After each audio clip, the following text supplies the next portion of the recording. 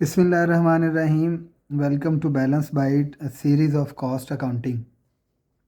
आज हम question number 14 discuss करेंगे और इस क्वेश्चन का जो सिनेरियो है या स्टोरी है वो कुछ इस तरह से है कि कोई भी एक कंपनी है और उसके अंदर जो है वो फायर ब्रेकआउट हो जाता है और फायर ब्रेकआउट की वजह से बहुत सारी इन्वेंट्री जो है वो डिस्ट्रॉय हो जाती है, स्पेशली वो इन्वेंट्री जो प्रोडक्शन के अंदर थी।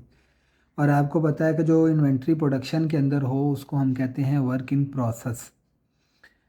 तो वो इन्वेंट्री जो है वो डिस्ट्रॉय होगी, आग लगने की वजह से जल गई, लेकिन आग ज़्यादा फैल नहीं सकी। उन्होंने इसको जो है वो कंट्रोल कर लिया और जिसकी वजह से स्टोर रूम बच गया।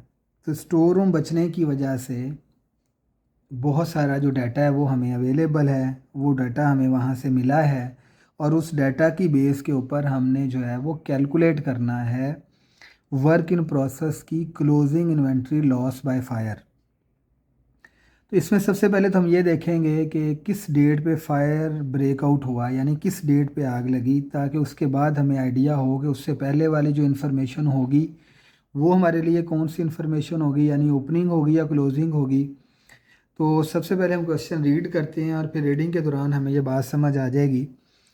तो लिखा हुआ है on May 31, 2020 a fire break out in factory of Ahmed Manufacturers.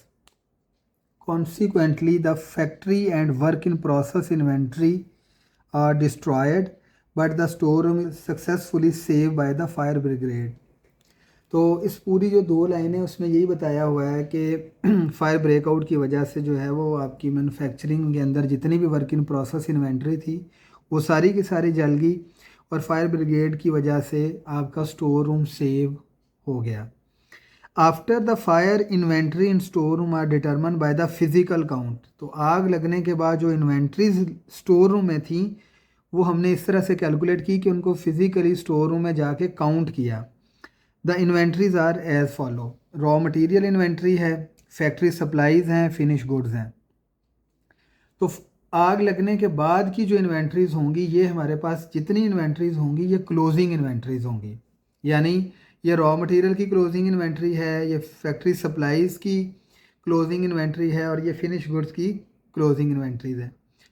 Accounting record रिवेल the following figures of inventory on January 1। तो ये जितनी भी इन्वेंट्री है ये सारी की सारी आपके पास ओपनिंग इन्वेंट्री होगी, जैसे कि raw material, factory supply, work in process और फिनिश गुड्स की। A review of account shows that sale and gross profit for the last 5 years, ये लास्ट 5 years की सेल्स दी हुई हैं और ये लास्ट 5 year का ग्रॉस प्रॉफिट दिया हुआ है। Sales up to May 31, 2020 are ₹300,000। Raw material purchase किया 100,000 का, कैरिज ऑन परचेज है 10,000। Direct labour for the 5 month is 80,000। For the past 5 year, factory overhead is 50% of direct labor cost। इसको मैं underline कर रहा हूँ और इस स्टेटमेंट का क्या इफ़ेक्ट होगा ये हम अभी डिस्कस करते हैं। Required compute the work of value of work in process inventory loss by fire.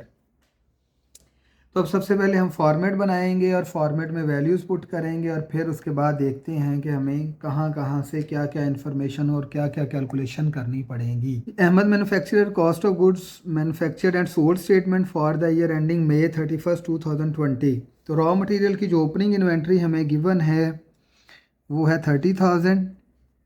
Raw material जो हमने परचेज़ किया था वो हमें नेक्स्ट पेज पे गिवन था 100,000 और उसके ऊपर कैरिज दो था वो था 10,000। तो मिला के हमारे पास जो नेट परचेज़ होगी वो 110,000।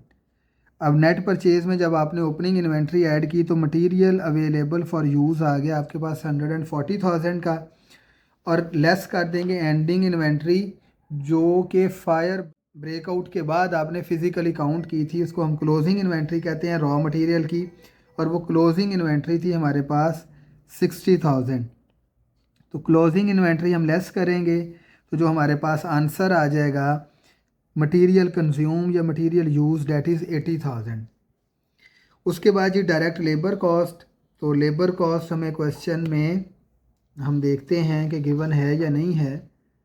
तो लेबर दी हुई है हमें 80,000 की, तो हमारे पास जो प्राइम कॉस्ट आ गई that is 160,000। Factory overhead applied है 50% ऑफ डायरेक्ट लेबर कॉस्ट, तो ये हम 50% लेंगे। लेबर कॉस्ट है हमारी 80,000 की, तो फैक्ट्री ओवरहेड की कॉस्ट आ गई 40,000। तो 160 पहले था, 40 ऐड किया, तो हमारे पास करंट मैन्युफैक्चरिंग कॉस्ट आ गई 200,000। उसके बाद हम ऐड करेंगे वर्क इन प्रोसेस की ओपनिंग इन्वेंट्री। तो वर्क इन प्रोसेस की ओपनिंग इन्वेंट्री हमें गिवन है क्वेश्चन के अंदर 100,000 की।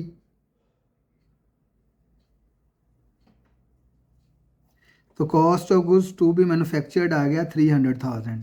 ठीक है जी। वर्क इन प्रोसेस की क्लोजिंग इन्वेंट्री हमने फाइंड आउट करनी है, ये हमारी रिक्वायरमेंट है। फिनिश गुड्स की ओपनिंग इन्वेंट्री हमें गिवन है 140,000 और फिनिश गुड्स की क्लोजिंग इन्वेंट्री भी हमें गिवन है 120,000 की। इसके अलावा हमारे पास और कोई इन्फॉर्मेशन नहीं है। तो जो इन्फॉर्मेशन हमें गिवन थी वो हमने लिख दी है। अब हमारे पास कॉस्ट ऑफ गुड्स सोल्ड भी नहीं है। अगर और हमारी रिक्वायरमेंट ये है कि हमने फिनिश गुड्स की क्लोजिंग इन्वेंट्री फाइंड आउट करनी है। अब इसका एक ही हल है कि अगर किसी तरह से हम ये कैलकुलेट कर लें कॉस्ट ऑफ गुड्स सोल्ड, तो यहाँ से हम रिवर्स इंजीनियरिंग करते हुए जाके वर्क इन प्रोसेस की क्लोजिंग इन्वेंट्री फाइंड आउट कर सकते हैं। तो इसका मतलब ये है कि हमें क्या करना पड़ेगा, cost of goods sold find out करना पड़ेगी। अब कॉस्ट ऑफ गुड्स सोल्ड कैसे फाइंड आउट करेंगे, इससे रिलेटेड क्वेश्चन के अंदर दो तरह की इन्फॉर्मेशन दी हुई हैं। एक आपको 5 ईयर की सेल्स दी हुई हैं और एक आपको 5 ईयर का ग्रॉस प्रॉफिट दिया हुआ है। अब आप क्या करेंगे कि आप यहाँ से ग्रॉस प्रॉफिट की परसेंटेज कैलकुलेट कर लेंगे।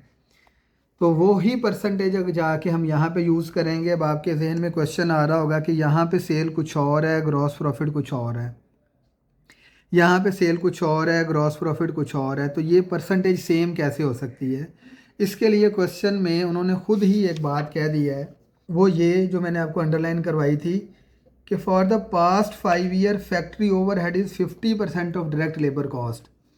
इसका मतलब ये है कि कंपनी की पॉलिसीज़ इतनी कंसिस्टेंट हैं कि जो सबसे ज़्यादा चीज़ें चेंज होती हैं वो फैक्ट्री ओवरहेड की कॉस्ट और FOH की कॉस्ट, ये दोनों आपस में ज़्यादा चेंज होती हैं। लेकिन कंपनी की पॉलिसीज़ इस कदर कंसिस्टेंट हैं कि वो कह रहे हैं कि 5 साल से फैक्ट्री ओवरहेड की और डायरेक्ट लेबर की कॉस्ट की परसेंटेज चेंज नहीं हो रही। तो अगर ये परसेंटेज चेंज नहीं हो रही तो फिर इसका मतलब ग्रॉस प्रॉफिट की परसेंटेज भी सेम होगी। तो इस बेस के ऊपर हम क्या करेंगे, यहाँ से ग्रॉस प्रॉफिट की परसेंटेज कैलकुलेट करेंगे और उस ग्रॉस प्रॉफिट की परसेंटेज की बेस के ऊपर CGS कैलकुलेट करेंगे। तो वो कैसे करेंगे, हम calculation of gross profit ratio, formula होता है gross profit ratio is equal to gross profit divided by sale multiply by 100।